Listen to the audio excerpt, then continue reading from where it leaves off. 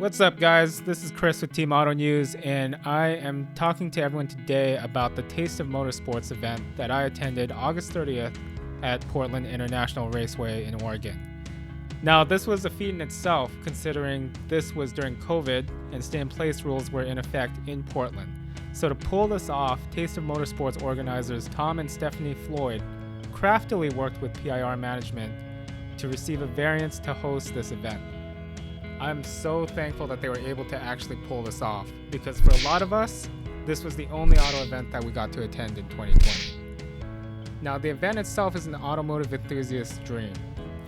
This all-day event features gourmet food, exotic car shows, networking opportunities, and the chance to get track time in a brand new rare vehicle such as Shelby Mustang, McLarens, Lamborghinis, Ferraris, and more.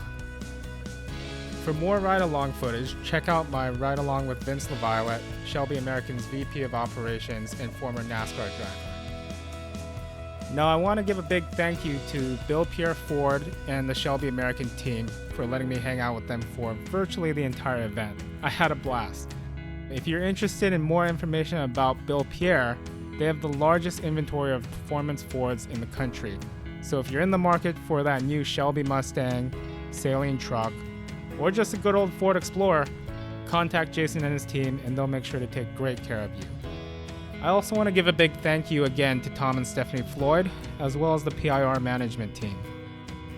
For more exclusive footage of the Taste of Motorsports event, be sure to check out our YouTube page, where we have exclusive interviews with Vince LaViolette, the VP of Operations at Shelby American, Open Road Northwest team, as well as Ron Mondragon.